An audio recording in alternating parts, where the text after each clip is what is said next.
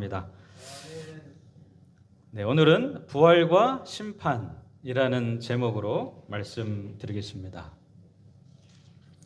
제가 한 장로님께로부터 아주 좀 특별한 그런 경험담을 듣게 됐습니다. 그분은 이 사이비 집단에 빠져 있다가 어떠한 사건을 계기로 그곳을 떠난 그런 분이었습니다. 그런데 그 사건이 좀 섬뜩한 그런 사건이었어요. 이 장로님께서 이제 말씀하셨는데요. 그분이 예전에 속해 있던 그 단체에 이제 그 회원들이 차를 타고 가는데 갑자기 사고가 난 것입니다. 그래서 그 회원 중에 예전에 그 봉고차를 타고 갔는데 한 봉고차에 타고 가던 그 회원분들이 많이 이제 사망하는 그런 끔찍한 일이 벌어진 거예요. 그래서 그 중에 5-6명 이렇게 사망하게 된 것 같아요. 그리고 여러분 사람이 차를 타고 가다가 교통사고로 사망하게 되면 어떡합니까? 요즘 같으면요 구급차 오고 경찰차 오고 난리가 나죠. 그리고 바로 데리고 이제 병원으로 가는 것입니다. 그런데 그때는 좀 옛날이어서 그런지 그러지 않았나 봐요. 어떻게 했냐면 그 사망한 사람을 데리고 그 단체가 이 공동체 마을을 이룬 그곳 중심에 이제 온 것입니다. 그러니까 시체를 데리고 온 거예요. 그리고 시체를 그 마당 주변에 이렇게 늘어놓고, 그리고 그 교주 역할을 하던 그 분이 그 사람들을 향해서 기도를 하는데 이렇게 했다고 그래요. 성경에 예수님께서 부활한 나사로를 일으키신 것처럼 죽은 자여 일어나라 이렇게 명령을 했다고 합니다. 일어났을까요? 안 일어났어요. 그 교주는 자기가 스스로 하나님이라고 하는 그런 교주입니다. 그리고 또 말합니다. 죽은 자여 일어나라. 일어났을까요? 안 일어나는 거예요. 밤새도록 했는데 결국 안 일어났다 그래요. 그래서 이분이 거기에서 그 사건을 바라보면서 특별한 어떤 변화를 느낀 거예요. 내가 그렇게 믿고 따르던 저 사람이 스스로 사실은 자신을 하나님이라고 속이는 그런 사람이 확실하다. 그렇지 않고서야 어떻게 자기 눈앞에서 죽은 자가 살아나지 않는데도 밤새도록 살아나라고 하는 거예요. 스스로도 뭐 하는 거예요? 스스로를 속이고 있는 거예요. 그래서 그곳에서 결국에는 이제 빠져나오게 됐다라는 어떤 간증의 이야기를 제가 개인적으로 이렇게 들은 적이 있습니다. 여러분, 죽은 사람이 살아난다. 어떻습니까? 정말 어떻게 보면 상식적으로는 말이 안 되는 그런, 우리가 본 적이 없는 일인 것입니다. 그 이야기를 듣는 사람들도 황당해하는 그런 이야기인 것입니다.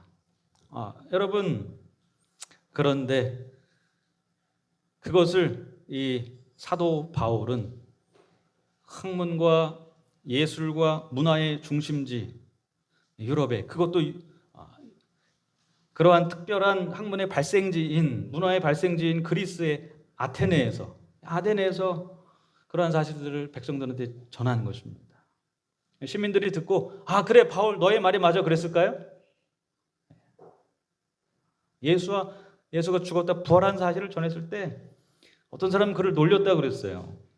사도행전 17장 32절입니다. 그들이 죽은 자의 부활을 듣고 어떤 사람은 조롱도 하고 어떤 사람은 이 일에 대하여 내 말을 다시 듣겠다 하니라.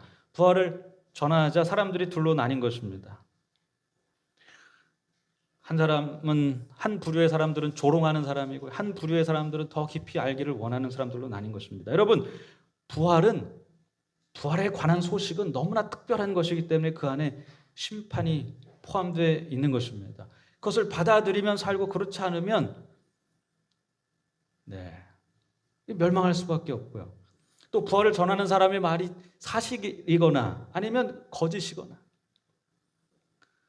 그래서 부활의 기별의 속성 안에 무엇이 있다고요? 심판의 속성이 있는 것입니다. 오늘 우리는 다시 한번 이 부활 기별을 좀 생각해 보고자 합니다. 이 부활의 기별 안에서 우리가 다시 한번 우리의 신앙을 또 재정립하는 그러한 시간이 되기를 간절히 바랍니다.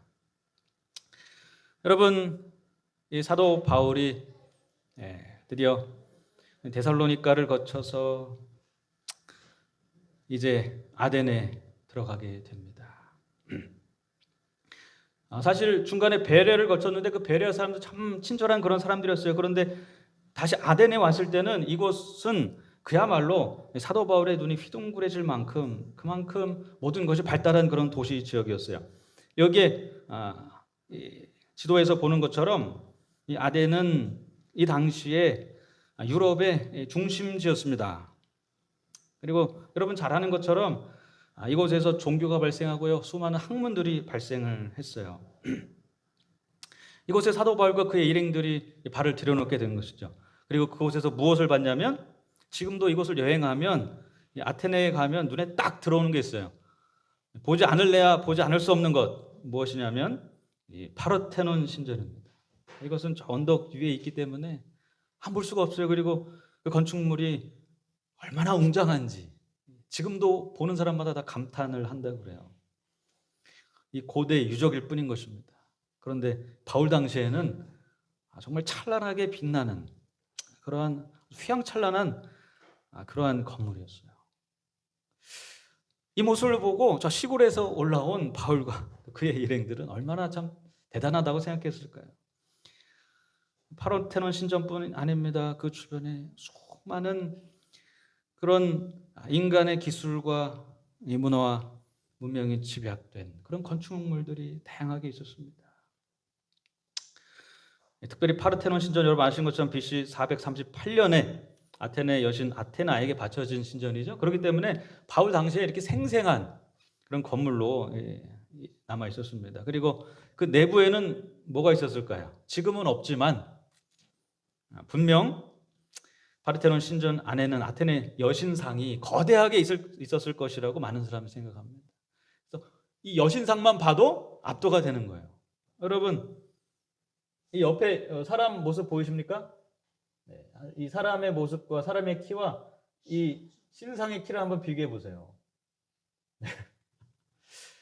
그냥 보면 압도되는 것입니다. 너무나 아름답게 조각해놨어요. 신전 내부에는 이런 거대한 신상이 우뚝 솟아 있는 것입니다. 신전 내부뿐만 아니라 아테네 곳곳에 이런 많은 우상들이 있어요. 그들의 신앙을 형상화해 놓은 수많은 신들이 있었습니다. 여기에 보이는 것이 에릭테이온 신전입니다. 파르테논 신전 바로 옆에 있어요. 그곳에 조각된 수많은 신들, 이것뿐만 아니라 아테네 전체가 하나의 신들의 우상으로 조각해 놓은 이 박물관처럼 그렇게 수많은 신들의 조각상들이 있었습니다. 여러분 같으면 어떻겠습니까? 한번 그리스로 여행 갔다고 생각해 보세요. 특별히 아테네에 가서 이런 옛날 유적을 봤다고 생각해 보세요. 좀 아름답겠죠? 어떻게 이렇게 아름다운 건축물을, 조각상을 사람이 그 옛날에 조각할 수 있을까? 감탄했을 것입니다. 그럼 바울과 그의 동료들은 어땠을까요?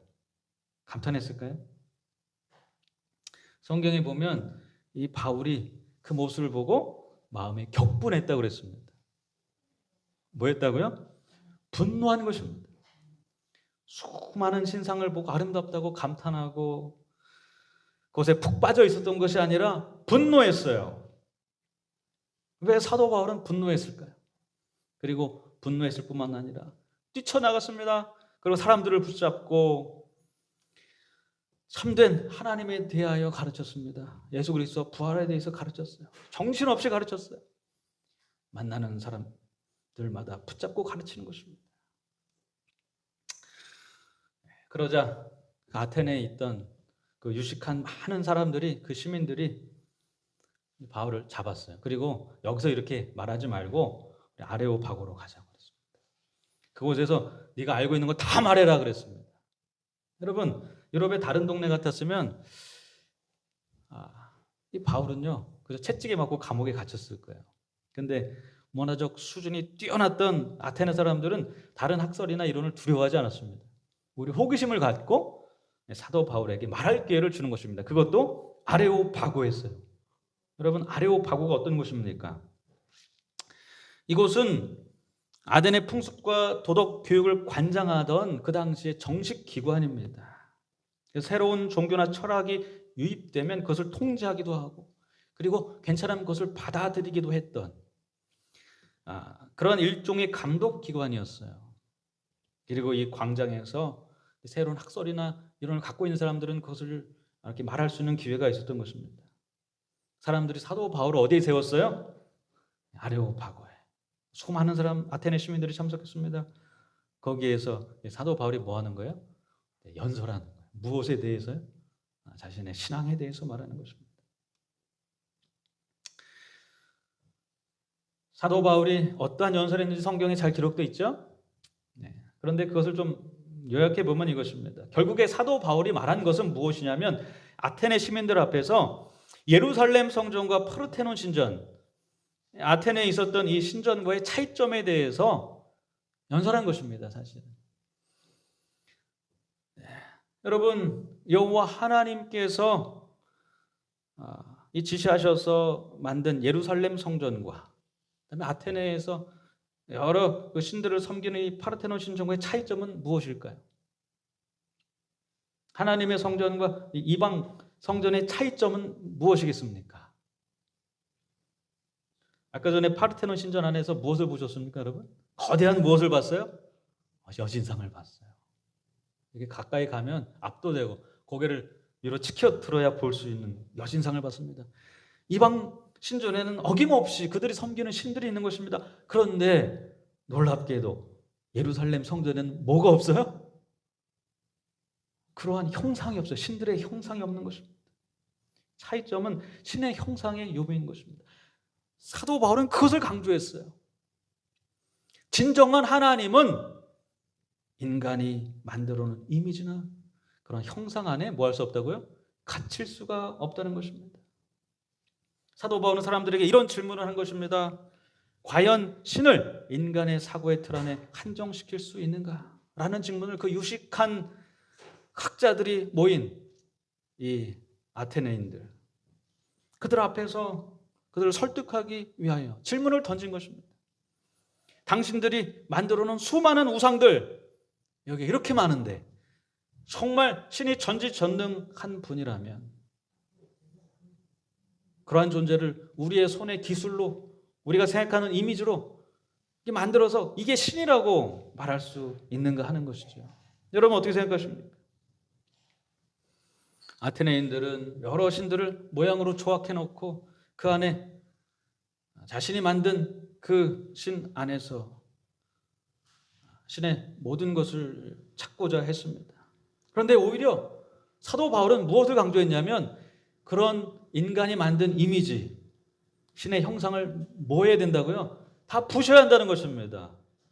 다 부셔야 진짜 신에 대하여 깨달을 수 있다는 거예요. 여러분, 인간이 만든 신의 이미지, 신의 형상, 신에 대한 생각, 신에 대한 편견, 신은 이럴 것이다. 그러한 모든 것들, 그것을 뭐 해야 된다고요? 다 깨어 부셔야 한다는 것이죠. 왜냐하면 인간의 유한한 사고 안에서 신을 온전히 우리가 표현할 수 없기 때문에 그래요. 신에 대한 이미지를 만든 순간 그것은 뭐예요? 거짓이 되어버리고 마는 것입니다. 그래서 그런 우상들을 다 보시고 난 후에 드디어 진정한 신에 대해서 알게 되는데 사도 바울은 이렇게 연설했습니다. 사도행전 17장 24절 25절입니다. 그렇게 우상을 다 부수고 난 다음에는 우주와 그 가운데 있는 만물을 지으신 하나님께서는 천지의 주제시니 손으로 지은 전에 계시지 아니하시고 또 무엇이 부족한 것처럼 사람의 손으로 섬김을 받으시는 것이 아니니 이는 만민에게 생명과 호흡과 만물을 친히 주시는 이심이라. 신에 대한 이미지를 인간이 만들어놓은 인간의 기술로 고안된 그런 것을 다 부시고 나서야 인간은 한계가 없는 신에 대해서 알게 되는 것입니다. 그분은 온 우주를 만드신 분이에요. 만물을 만드시고 지금도 그분은 온 우주 안에 있는 생명들에게 생명력을 주시고 호흡하게 하시며 그리고 모든 천지 만물을 운행하시는 분이라는 것, 인간의 사고의 범위를 뛰어넘은 그런 분이라는 사실을 그때서야 깨닫게 되는 것이죠. 아테네 시민들이 주의 깊게 들었어요. 정말 그런 것 같아요. 그렇죠? 우리가 잘못 생각하고 있었던 것 같아요. 아니, 인간의 힘으로 정말 신의 이미지를 만들 수 있을까? 불가능한 것 같아요. 여러분, 그런데 갑자기 사도 바울이 그의 이 논지를 부활과 심판에 딱 초점을 맞춰서 그의 연설을 딱 끝냅니다.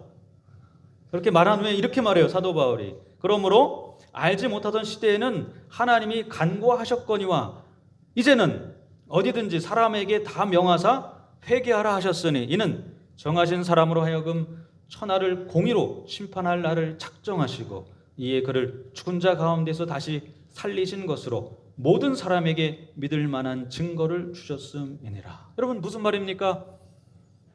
갑자기 사도 바울이 무슨 말을 하고 있는 거예요 지금? 그런데 우상을 다 부수고 난 그 온 우주를 지으신 창조주 하나님, 그분을 이제는 너희들도 다 뭐 해야 된다고요? 다 믿어야 된다는 거예요. 그 전에는 어쩌면 핑계 댈 수 있다는 거예요. 잘 몰랐으니까 우상을 섬겼지만 이제는 안 그렇다는 거예요. 그 전에는 너희들이 우상을 섬기건 하나님이 그래도 간과해 주신 거예요. 그러나 이제는 아니라는 것입니다. 이제는 창조주 하나님을 믿어야 된다는 것이죠. 그 근거가 무엇입니까? 그 전에는 우리에게 그 증거가 주어지지 않았지만 이제는 온 우주 만물을 지으신 창조주 하나님께서 우리에게 믿을 만한 뭘 줬다고요? 누구도 부인할 수 없는 그분의 존재와 그분께서 행하신 일에 대한 뭘 주셨다고요? 증거를 주셨다는 거예요. 모든 사람들에게 믿을 만한 증거를 주셨다는 것입니다. 그래서 이제는 부활이라는 증거가 있으니 아테네 시민 너희들도 이제 피할 수 없다는 것입니다. 무엇을 피할 수 없어요? 온 우주를 창조하신 그 하나님을 믿는 것을 피할 수가 없다는 것입니다. 계속해서 지금까지 지켜왔던 그 우상을 이제는 섬길 수가 없다는 것입니다. 방금 전까지만 해도 이 바울의 말을 설득력 있게 듣고 있었던 아테네 시민들이 어땠을까요? 이 말을 듣는 순간에 이들은 이제 자기들이 섬기던 우상을 뭐 하라는 거예요? 이제 더 이상 섬기면 안 되는 것입니다. 그리고 사도 바울의 입에서 부활 얘기가 나왔어요. 죽은 자가 살아났다는 것입니다. 그것이 온 세상을 지신 천지를 창조하신 하나님께서 행하신 일이고 그분의 존재에 대한 증거라는 거죠. 많은 사람들이 그 이야기를 듣고 부활이라는 사도 바울의 증거 앞에서 갑자기 그들의 태도를 바꾸죠. 그리고 사도 바울을 조롱합니다. 아니 그런 게 어딨냐. 어떻게 죽은 자가 살아나느냐 하는 것입니다. 그리고 우리가 믿고 있는 이 신을 계속해서 섬길 거라고 그렇게 다 돌아가 버리고 말았어요. 여러분, 사도 바울이 지금 무슨 말을 하고 있는 것입니까? 여기에 6.25 전쟁 고아가 있어요. 여러분, 6.25 전쟁이 난 후에 많은 고아들이 발생이 됐는데 그 발생된 고아들은 사실은 고아가 된 것에 아무런 책임이 없어요. 그의 부모님들도 아무 책임이 없는 것입니다. 전쟁 때문에 이렇게 됐어요. 누가 이들을 비난하겠습니까? 누가 그들의 부모를 비난하겠습니까? 전쟁 때문에 이들은 어쩔 수 없이 고아가 된 것입니다. 여기 불쌍한 아이들을 좀 보세요. 이 어린 아이들. 전쟁이라는 비극 앞에서 이들은 폴란드로 입양 보내진 아이들입니다. 전혀 얼굴도 모르는, 언어도 다른 나라에, 폴란드에 이들이 입양을 갈 때 그들의 마음이 어떻겠습니까? 그래, 다행히 한국이 빠르게 성장을 했죠. 그리고 이 당시 입양 갔던 사람들이 이제 부모를 찾기 위해서 옵니다. 그런데 정말 안타까운 게 뭔지 아십니까? 부모라고 하는 사람들은 많은데 내가 너의 부모야, 내가 너의 부모야 하는 사람은 많은데 진짜 부모인지 아닌지 뭐 할 수가 없어요. 알 길이 없어요. 뭘로 알겠습니까? 생김새는 비슷한 것 같은데 어릴 적 입양 갔기 때문에 뭐 당시에 기억도 흐릿해요. 없는 아이들도 있는 것입니다. 진짜 부모를 알 길이 없어요. 그런데 요즘 같으면 금방 할 수 있겠죠. 뭘로 하면 됩니까? 뭐가 있어요? 증거가 있어요. 피 좀 뽑아서 DNA 검사해 보면 금방 나옵니다. 확실한 증거예요. 아무도 부인할 수 없어요. 나는 A라는 분이 내 부모인 줄 알았는데, 그리고 그랬으면 좋겠다라고 생각했는데 DNA 검사 보니까 B라는 분이 내 부모예요. 그러면 내가 싫다고 해서 부정할 수 있습니까? 없어요. 나하고 전혀 닮지 않고, 그리고 내가 부정하고 싶어서 이 사람이 내 부모라는 것을 부정할 수가 없는 것입니다. 그것이 뭐예요? 증거라는 거예요. 확실한 증거인 것입니다. 여러분, 사도 바울이 아테네 시민들에게 지금 무슨 이야기를 하고 있는 것입니까? 사도 바울이 전한 것은 무엇이냐면, 이제 우상 말고 온 천지를 지으신 창조자 하나님, 실제로 존재하시는 그 하나님에 대한 믿을 수 있는 증거가 주어졌다는 것입니다. 그게 뭐예요? 부활이라는 거예요. 메시아의 부활. 그것이 증거라는 것입니다. 그래서 여기 이국만리에 와서 내가 너희들에게, 다른 신들을 섬기는 너희들에게 이 복음을 전하는 것은 우리가 이제 충분히 믿을 수 있는 참된 하나님에 대한 증거, 그것을 얻게 됐으니 너희들도 온 세상을 창조하신 창조주 하나님께 돌아오라는 것입니다. 그래서 사도 바울이 목숨을 걸고 정말 생면부지인 이 유럽까지 와서 우상 숭배를 하는, 자기 말에 콧방귀도 안 끼는 그 수많은 사람들을 대상으로 참된 하나님에 대해서 하나님께 돌아오라고 호소하고 있는 것입니다. 그 증거가 예수 그리스도의 메시아의 뭐라는 거예요? 부활이라는 것입니다. 여러분, 이 부활은 무엇입니까? 부활은 사실입니까? 사실이에요. 사실인데 우리가 눈으로 볼 수는 없어요. 그렇죠? 역사적인 사실인 것입니다. 역사 속에서 부활이라는 확실한 사건이 일어난 것입니다. 이런 사실을 역사적인 사실이라고 하죠. 여러분, 역사적인 사실이 정말 그렇다라는 것을 역사학자들은 아주 쉽게 그것을 알 수 있는 방법이 하나가 있는데, 그것이 이것입니다. 뭐냐면 어떤 사건을 그 역사 속에서 제거해버리는 것입니다. 그것이 일어나지 않았다고 가정해버리는 거예요.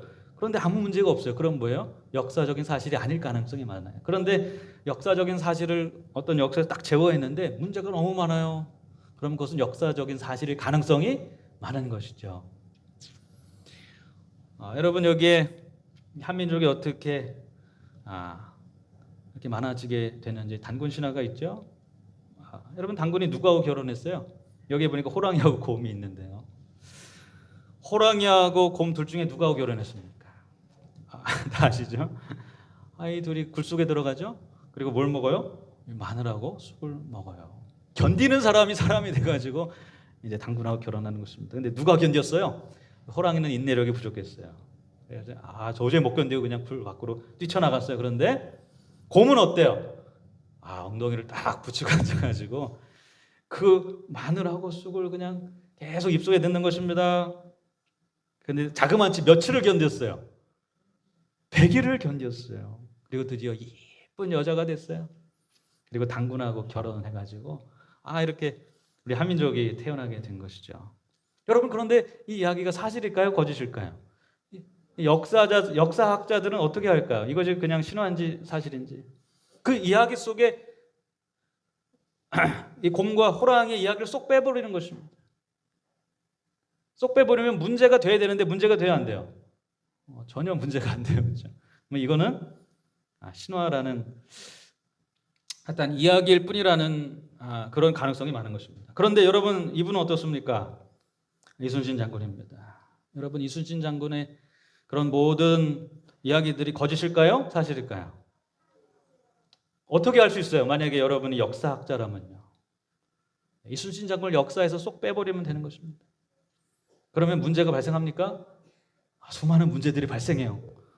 첫 번째 문제는 이것입니다. 어떻게 그러면 한양까지 점령했던 왜군들이 갑자기 그들의 본토로 물러가고 임진왜란에 승리할 수 있었다는 것입니다. 만약에 이순신 장군이 존재하지 않았다면 그 이유를 대야 되는데 될 수가 없는 것입니다. 그러면 거북선은 어떻게 만들어졌고 수많은 역사 기록에 이순신 장군에 대한 기록은 어떻게 된 것이며, 여러분, 이순신 장군을 역사 속에서 빼버리는 순간에 이 당시의 역사를 통째로 없애야 되는 거예요. 한국 사회 전체를 바꿔야 하는 것입니다. 그러므로 이순신 장군의 이야기는 역사적인 무엇일 가능성이 많아요? 사실일 가능성인 것입니다. 가능성이 아니라 역사적인 사실이죠. 그렇죠? 이렇게 역사적인 사실을 판단합니다. 그러면 예수님 어떻습니까? 예수님에 대한 역사도 마찬가지입니다. 여러분, 역사 속에서 예수님의 부활을 한번 빼보세요. 그럼 어떤 일이 발생이 될까요? 해결해야 할 문제가 산더미인 것입니다. 예수님께서 십자가에 돌아가셨을 때 많은 제자들이 어떻게 했어요? 예수님을 떠나버렸어요. 그리고 예수님을 따르던 수많은 백성들도 그분을 등졌습니다. 여러분, 그런데 어떻게 한순간에 그분을 믿는 제자들이 1세기 만에 유럽에까지 복음을 전했냐는 것입니다. 예수님의 제자들은 부활 사건을 겪고 그들의 목숨을 버리면서까지 대부분의 제자들이 예수님의 부활을 전하다가 뭐 했어요? 순교당했어요. 만약에 예수님의 부활이 일어나지 않은 사건이라면 어떻게 그렇게 수많은 사람들의 삶이 인생이 한 번에 바뀌었는가 하는 것입니다. 그리고 예수님의 부활을 만약 뺀다면 여러분, 성경에서 반은 떼서 버려야 돼요. 신약 전체가 어떠한 이야기입니까? 예수님께서 부활하셨다는 이야기예요. 사복음서를 포함해서 신약 전체가 예수님의 부활에 대한 사건을 목격한 이야기인 것입니다. 그것을 다 빼버려야 돼요. 여러분, 그래서 예수님을 역사 속에서, 예수님의 부활을 역사 속에서 뺄 수가 없는 것입니다. 그 사건이 실제로 일어나지 않았다면 모든 성경의 역사뿐만 아니라 우리가 알고 있는 기독교의 역사, 모든 것을 다 부정해야 하는 것이기 때문에 그렇습니다. 그래서 역사학자들이 예수의 부활이 사실이었다고 그렇게 말하는 것입니다. 여러분, 그리고 또 한 가지가 있는데 그것은 무엇이냐면 그 사건을 목격한 목격담의 진실성입니다. 그것을 좀 알 필요가 있어요. 어떤 사건이 일어났습니다. 그것을 목격한 사람들이 있습니다. 그 사람들이 과연 진실을 말하느냐 하는 것입니다. 예수님의 부활 사건을 목격한 사람들은 누굽니까? 사복음서에 잘 나오죠? 첫 번째 마태복음입니다. 그곳에 보면 예수님이 부활하신 그날 아침에 이 막달라 마리아와 다른 마리아가 그곳에 가서 뭘 봤어요? 이 빈 무덤을 보고 예수님의 부활을 알게 됐어요. 그런데 참 놀랍게도 마가복음도 달라요. 이 마태복음은 막달라 마리아, 다른 마리아 이렇게 기록되어 있는데 마가복음에는 예수님의 부활을 목격한 사람이 최초로 목격한 자들이에요. 최초로 목격한 자들이 3명으로 나옵니다. 막달라 마리아, 그다음에 야고보의 어머니 마리아, 그리고 살로메. 마태복음 2명인데 마가복음 몇 명이에요? 3명이에요. 그리고 그들이 가다가 빈 무덤을 발견하고 그 주변에서 한 청년을 발견하고 한 청년의 대답을 들었죠. 그런데 그 이야기가 마태복음에는 없어요. 그리고 누가복음은 또 달라요. 이곳에는 여자들이라고 그냥 나오고 그다음에 한 청년이 아니라 찬란한 옷을 입은 몇 사람이에요? 2사람이 나와요. 다르죠. 그리고 요한복음도 마찬가지입니다. 요한복음은 그저 마리아가 나오고 동산직이라고 나와요. 물론 예수님의 부활 사건, 그 목격한 사건을 어느 정도 이렇게 비슷하게 묘사하고 있지만 세부적으로 들어가면 조금씩 다 다른 것입니다. 여러분, 이 다르다는 것이 예수님의 부활을 목격한 그 목격담의 진실성에 도움이 될까요? 아니면 다르기 때문에 뭔가 문제가 있는 걸까요? 어떻게 생각하십니까? 여러분, 그걸 생각해 보기 위해서 잠시 이 진구라는 배우를 좀 사진을 제가 가져왔는데요. 이 진구라는 배우는 제 중학교 동창입니다. 재림교이네요. 중학교 동창인데 제가 여러분에게 이 배우를 만난 일을 한번 이야기해 본다고 생각해 보세요. 제가 이 진구라는 배우가 2명의 친구와 함께 교회에 와서 예배 드리는 것을 제가 봤다고요. 그럼 여러분, 나중에 다른 사람이 묻습니다. 진구라는 배우에 대하여 들은 것을 기록해 보라고. 그럼 여러분 어떻게 기록하시겠어요? 어떻게 기록하시겠어요? 다 똑같이 들었죠? 제가 진실을 말하든 거짓말을 말하든 어쨌든 들은 거를 기록할 것입니다. 진구라는 배우가 2명의 친구와 함께 교회에 와서 같이 예배를 드렸다. 그렇게 들을 것입니다. 여러분, 그런데 진구라는 배우가요, 저 뒷문을 열고 딱 들어와요. 그리고 이 자리에 앉습니다. 그리고 예배를 드려요. 그럼 여러분은 그 친구라는 배우를 쳐다봅니다. 그리고 그 후에 여러분에게 다 종이를 주고 자신의 목격담을 적어보라고 한번 준다면 그 내용이 다 다르겠습니까? 똑같겠습니까? 여러분, 이것이 우리 인간들의 사고의 특징이라고 그래요. 사람마다 다 관심사가 다르고 느낀 바가 다르고 본 것이 다른 것입니다. 친구라는 배우가 갑자기 문을 열고 사람들과 함께 들어왔는데 어떤 사람은 너무 놀라가지고 이 친구의 얼굴만 본 사람이 있어요. 친구라는 배우가 맞다. 내가 TV에 영화에서 보던 그 배우가 우리 교회 왔어. 그리고 친구라는 배우가 왔다고 기록할 것입니다. 어떤 사람은 친구라는 배우가 친구를 데리고 왔다. 이렇게 기록하는 사람들 있겠죠. 어떤 사람은 친구라는 배우가 친구 2명을 데리고 왔다. 목격담이 다 다른 것입니다. 그리고 그 이야기들이 퍼져나갈 때 여러 가지 이야기로 퍼져나갈 거예요. 맞습니다. 그래서 역사학자들은 이렇게 말한다고 그래요. 한 가지 사실로, 한 가지 목격담으로 전파되는 것은 거짓일 가능성이 많다고 그래요. 그런데 한 사건을 보고 여러 가지 비슷하지만 세부적으로 다른 그런 목격담이 있을 때 그것이 진실일 가능성이 많다는 것입니다. 그러므로 사복음서를 보고 그 내용이 조금씩 다른 것을 보고 많은 역사학자들이 이것은 진실일 가능성이 많다는 것입니다. 진실이라는 것입니다. 그 여인들이 자신이 목격한 것이다. 너무 놀란 것입니다. 예수의 부활을 목격하고 어떤 사람은 그 주변에 있었던 한 청년이 있었는데도 불구하고 간구한 사람도 있고요. 자기가 본 것과 들은 것이 너무나 충격적이어서 어떠한 여인들은 자신의 본 것 예수 그리스도 그분만을 묘사한 목격담을 증거한 자들도 있는 것입니다. 그래서 예수 그리스도의 부활을 기록한 사복음서의 내용이 조금씩 다른 것이 훨씬 더 역사적으로 진실일 가능성이 많다는 것이죠. 세 번째는 바로 예수님의 부활을 최초로 목격한 사람이 누구라는 거예요? 그 유대의 어떤 대제사장이 아니고요. 그 당시 제자들 중에 권위 있었던 베드로가 아니고요. 최초로 예수의 부활을 목격한 사람은 누구예요? 여인들이에요. 여러분, 이 당시에 여인들은 지위가 높았을까요? 낮았을까요? 네, 요즘은 안 그렇지만 이 당시에만 해도 여인들의 지위가 좀 낮았어요. 여러분, 그럼 만약에 여러분이 책을 쓴다고 한번 생각해 보세요. 거기 어떤 사람이 부활했습니다. 그것을 본 사람을 좀 지위가 높은 사람으로 쓰는 게 신빙성이 있을까? 아니면은 지위가 낮은 사람으로 쓰는 게 신빙성이 있을까요? 아이들이 봤다고 하는 게 더 신빙성이 있을까요? 네, 대부분 그렇죠. 만약에 이야기를 지어낸다면 그것을 많은 사람들이 인정하는 그런 확실한 사람이 봤다. 그렇게 쓰면 맞을 것입니다. 그런데 예수님의 부활 사건은 그렇게 꾸밀 필요가 없어요. 왜냐하면 실제로 여인들이 먼저 그 부활을 목격했기 때문에 그런 것입니다. 사복음서를 기록한 예수님의 제자들은 마가복음이라는 자료를 먼저 봤어요. 그리고 그대로 쓸 수 있었어요. 마가복음이 제일 먼저 기록됐습니다. 사복음서 중에. 그러니까 사복음서 중에 마가복음을 보고 그대로 쓸 수 있었는데 고칠 수도 있었는데 그럴 필요가 없는 거예요.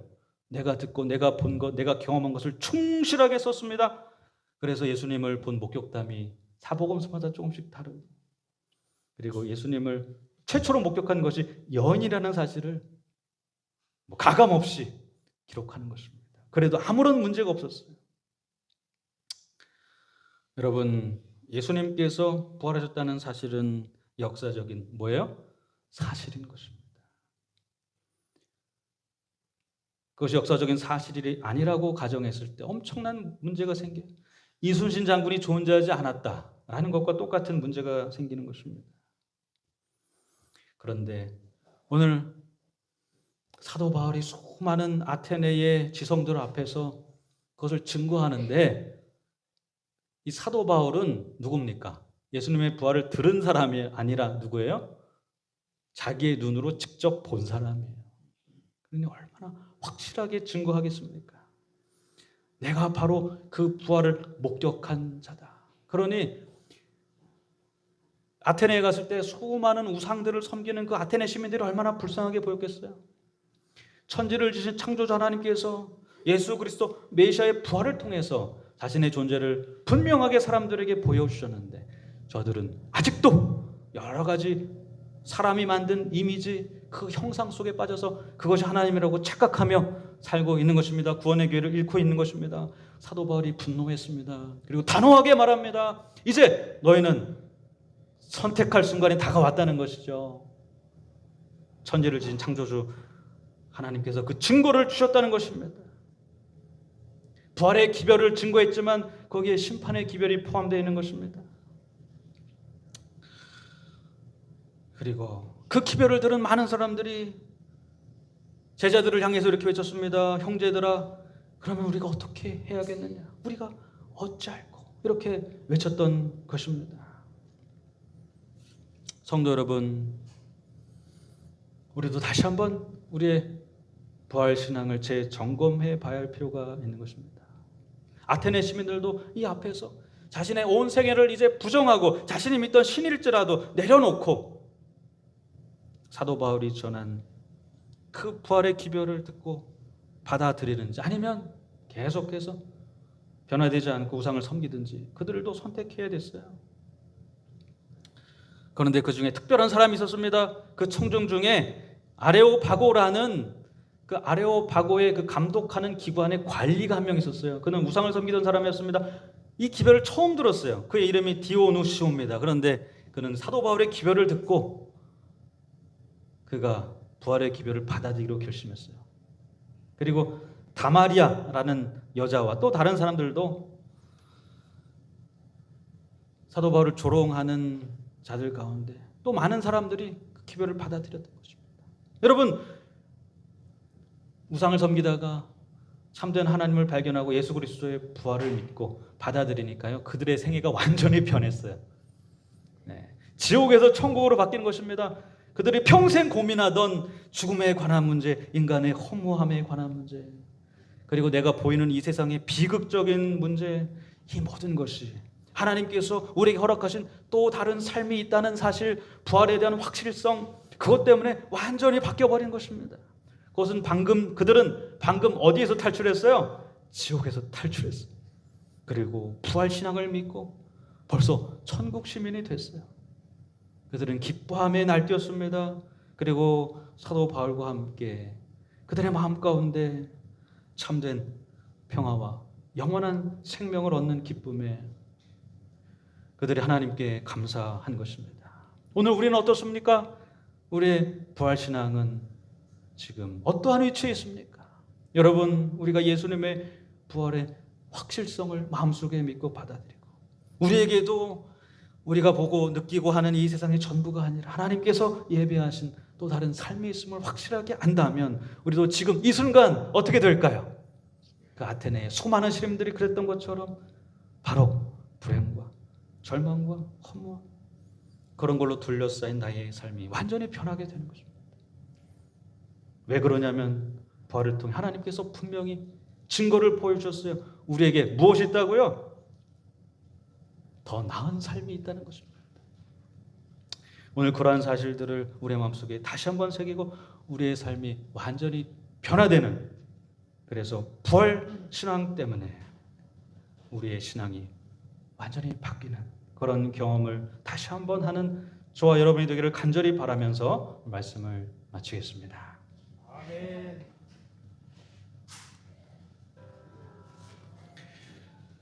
하늘에 계신 아버지, 예수 그리스도의 부활하신 소식을 듣고 본인이 직접 그 부활을 목격하고 그리고 세계를 누비면서 천지를 지으신 창조주 하나님을 증거하며 예수 그리스도의 부활을 증거했던 사도 바울의 심정을 다시 한번 느낄 수 있도록 하셨으니 감사합니다. 사도 바울이 아테네 시민을 보면서 답답해했던 그 답답한 마음, 그들의 우상을 다 제거하고 참된 하나님께 돌아오라고 호소했던 그 마음을 우리가 이제 알게 됐사오니 오늘 우리에게 다시 한번 들려주시는 하나님의 음성을 통하여서 우리 자신이 다시 한번 나 자신의 벌에 대한 확신을 점검할 뿐만 아니라 사도 바울의 마음과 심정으로 우리 주변에 참된 하나님을 알지 못하고 참된 구원을 경험하지 못하고 그저 허무하게 삶을 살다가 희망 없이 사라져 버리는 이슬처럼 그렇게 사라져가는 많은 사람들에게 이 기쁜 소식을 전하는 주님의 백성들이 다 될 수 있도록 인도하여 주시옵소서. 오늘 이 자리에 머리 숙인 우리 모두에게 함께 하셔서 다시 한번 부활 안에 참된 소망을 기쁨을 우리가 느끼고 경험하고 그리고 그 안에서 참된 구원을 경험하는 다시 한번 새로 태어나고 거듭나는 귀한 안식일 될 수 있도록 하나님 축복하여 주실 것을 믿고 바라오며 참된 구원이신 예수님의 이름으로 기도드렸습니다.